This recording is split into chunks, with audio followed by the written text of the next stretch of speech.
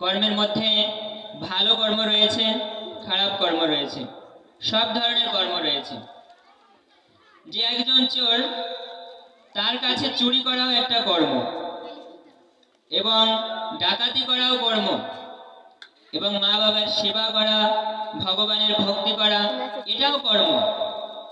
কিন্তু কোন কর্মটা আমাদের করতে হবে এবং কোন কর্মটা ঠিক, এটা আমরা শুধুমাত্র জানতে পারবো ধর্ম থেকে, আমাদের ধর্মগ্রন্থ থেকে।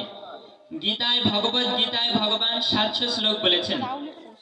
এই 700 শ্লোকের মধ্যে আমাদের জীবনের এমন কিছুই নেই যা ভগবান ওইখানে বলেনি। ভগবান বলেছেন আমাদেরকে কিভাবে সামনে এগোতে হবে, আমাদের জীবন কেমন সুন্দর হবে। এবং ভগবান এই গীতা আমাদের জন্য রেখে গেছেন। আমরা সবাই ভগবত গীতার